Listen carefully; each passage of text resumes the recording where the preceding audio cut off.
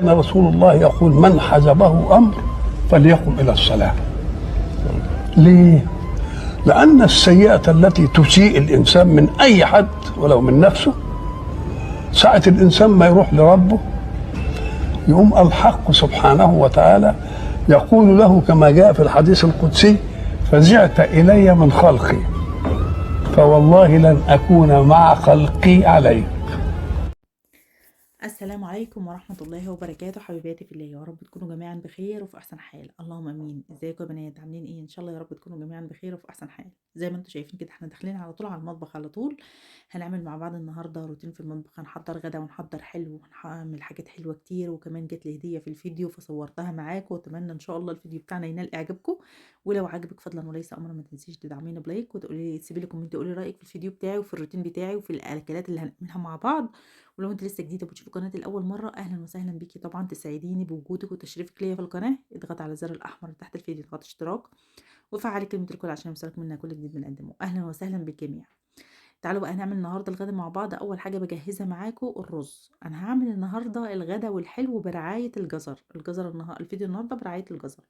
اول حاجه هعمل الرز. خدت كده الحله بتاعتي، ضفت فيها معلقه من السمنه ومعلقه من الزيت، وهبدا اشوح فيها البصله بتاعتي لحد ما تاخد لون اصفر خفيف، يعني مش هيتحمر البصله بس هيكون لونها اصفر فاتح كده زي ما هتشوفوا معايا دلوقتي. نقلبها كده لحد ما تاخد اللون ده، وبعد كده ننزل بالجزر بتاعنا. طبعا كميه الجزر ده براحتك خالص، حبه تزودي حبه تقللي حبه براحتك، بس بجد الرز بالبصل والجزر طعمه حلو جدا يا بنات. طعمه الجزر بيديله حلاوه مع البصل.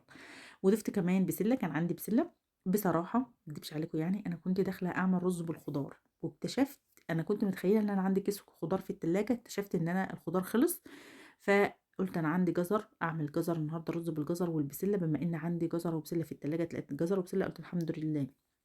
هعمل الرز النهارده بالجزر والبسله. انا بعمله دايما بجد بيكون طعمه حلو جدا جدا، ولما يكونوا الاتنين دول بس. يعني ممكن تحط معاهم فاصوليا، ممكن تحط معاهم فلفل الوان، براحتك خالص. انا ساعات بجيب الاكياس دي جاهزه من السوبر ماركت، بيكون فيها كل حاجه. تعالوا بقى، بما ان النهارده الاكل بتاعنا نواشف، احنا عملنا الرز مع بعض، هنعمل دلوقتي نفرم شويه سلطه خضراء حلوه كده بتاعتنا، اي خضار عندك. انا ضفت بقى خس وطماطم وفلفل الوان وجزر وحابه تضيفي بصل حلوه جدا، حابه اي حاجه تضيفيها تلاقيها من الخضار ضيفيها مع طبق السلطه بتاعنا. بما ان النهارده مفيش خضار، او في خضار يا بنات، بصراحه طبق السلطه ده مهم لازم يكون على السفره باي خضار متوفر عندك. وضفت كمان اهم حاجه الشبت والبقدونس مع السلطه. تعالوا هنا بقى نعمل الحلو بتاعنا برضو برعاية الجزر. هنعمل كيكة البرتقال والجزر.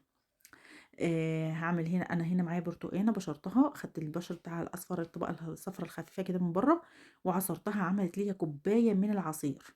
ربع كوبايه، مش كوبايه، ربع كوبايه من العصير البرتقال. كملت عليها كوبايه الا ربع من اللبن، ومعايا هنا بيضتين، ضفت معاهم معلقه صغيره من الفانيليا. الباكت دي فيها معلقه صغيره من الفانيليا. وضفت هنا كوبايه الا ربع من السكر.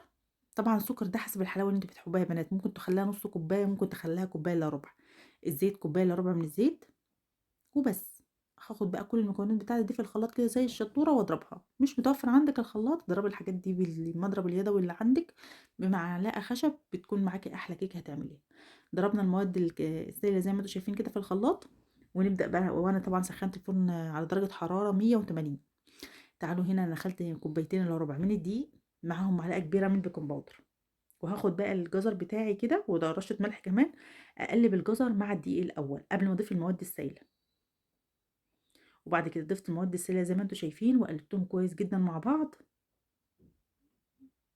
هبدا بقى اجيب اي صينيه فرن عندك، بطانيه ادهنها بالزيت وبطنها بالدقيق وبس، واصب الخليط بتاعي كده وادخله على درجه حراره. انا كنت مسخنه على درجه حراره 180، لكن هدخل الكيك بتاعي على درجه حراره 150. هسخن الفرن على درجه حراره 180، وهدخل الكيكه واخليه على 150 من تحت بس. الكيكه بتاعتي هتتحمر وهتاخد لون حلو جدا بعد نص ساعه من ما دخلتها.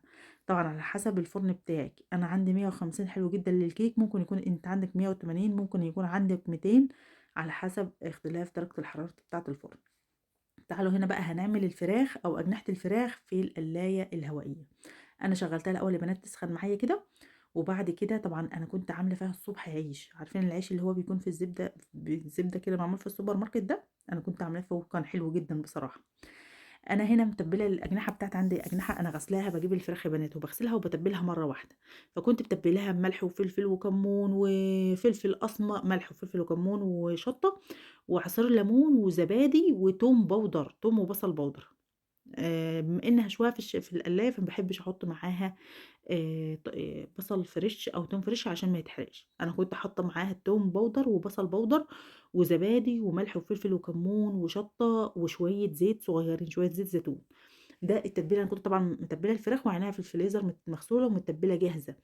باحب أعمل كده ليه؟ لإن في يوم زي النهارده كده هافضل يعني هاخرج برّه أو عندي مواعيد طول اليوم وهارجع متأخر، يكون الغدا جاهز سهل.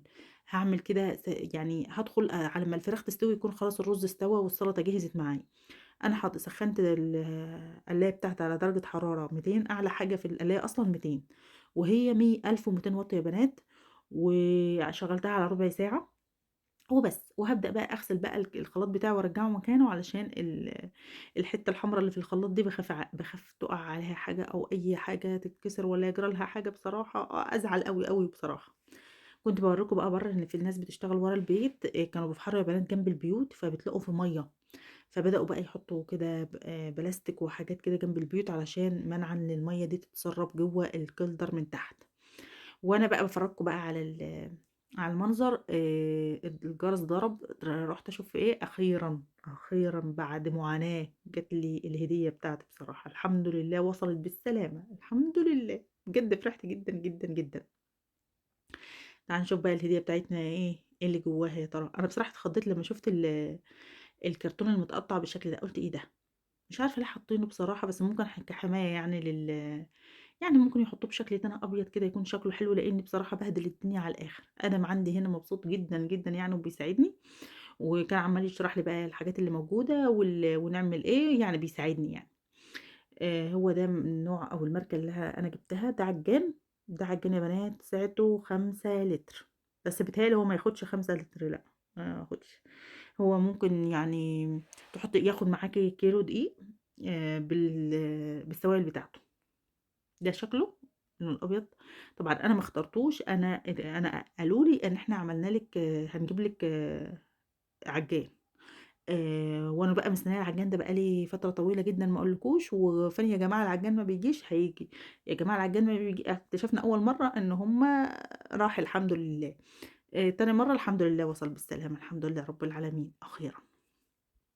هو 1200 واط يا بنات، بياخد 5 لتر الساعة بتاعته. ده طبعًا الكتالوج بتاعه، دي الحاجات اللي كانت جاية معاه. أنا لسه ما جرّبتوش بصراحة، هو أنا فتحته اتبسطت بيه، شُفته وحطيته في الكرتونة بتاعته لسه ما استعملتوش. هو 1200 واط، سعته 5 لتر. آآ تير ستار الماركة بتاعته.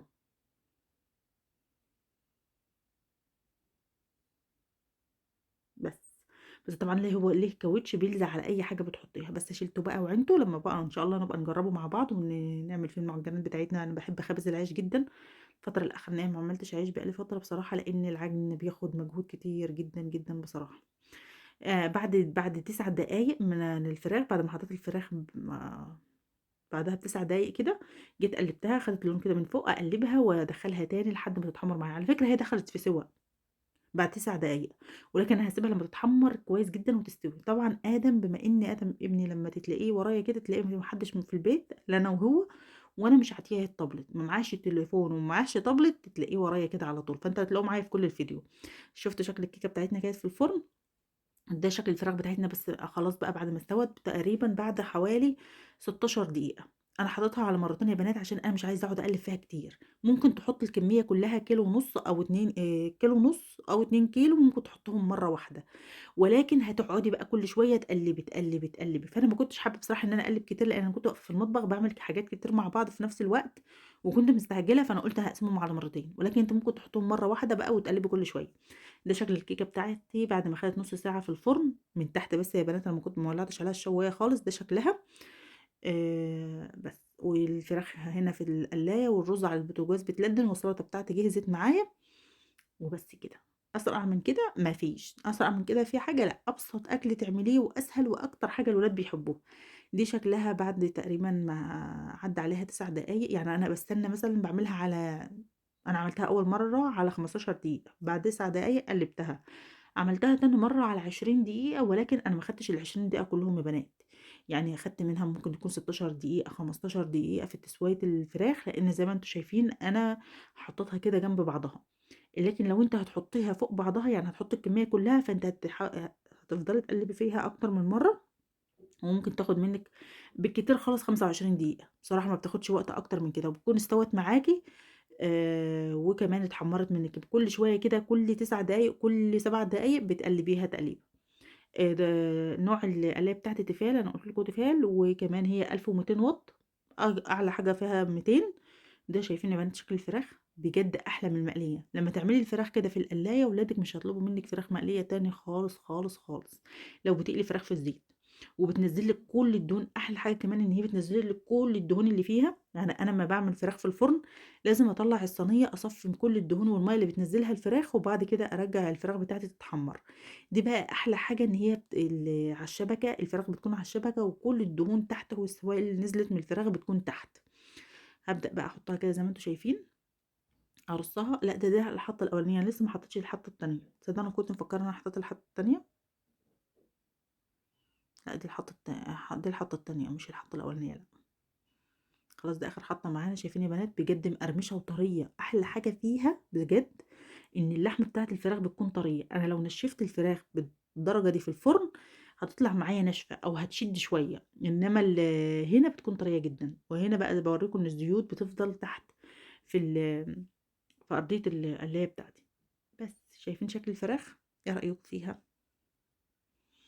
كده خلاص الرز بتاعي جاهز معايا، بنغرف. يا سلام يا سلام، انا بحب الرز بالبسله جدا جدا. ممكن تقدمها مع كفته، فراخ مشويه، لحمه مشويه، بيكون طعمه حلو جدا بصراحه. مع بقى مع مخلل، سلطه خضراء. طبعا لازم يكون في طبق سلطه خضراء بما ان الاكل بتاعنا النهارده نواشف.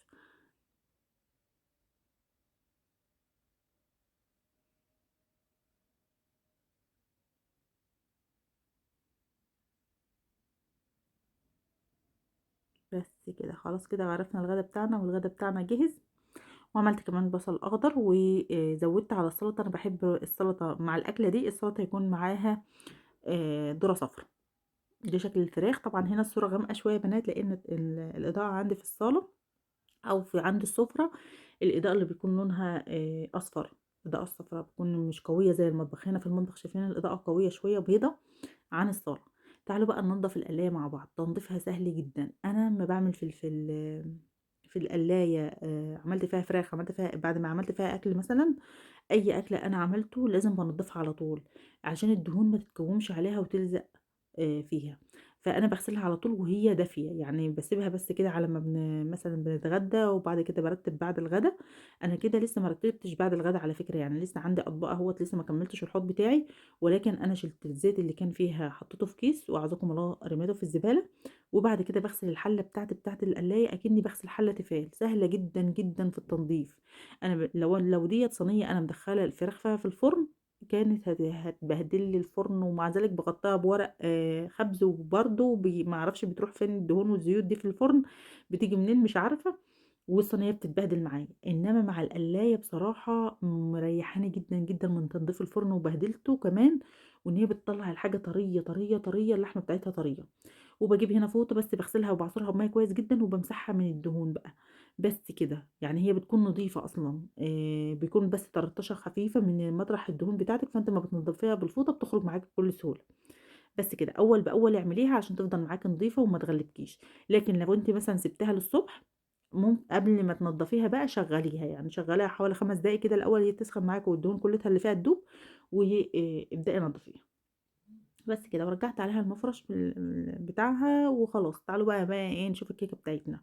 شايفين الكيكة يا بنات بجد طعمها حلو جدا. انا بحب اعملها كده بالطريقة دي مع الجزر، بيكون طعمها حلو والجزر بيكون باين فيها، مع كوباية شاي كده بعد ما خلصنا الروتين بتاعنا. واتمنى ان شاء الله النهارده ان يومنا خفيف لطيف ظريف عليكم كده، واتمنى انكم تدعمونا بلايك وشير وسبسكرايب للقناة، واشوفكم ان شاء الله بخير وعلى خير فيديو جديد وروتين جديد، واقول لكم في رعاية الله، مع السلامة.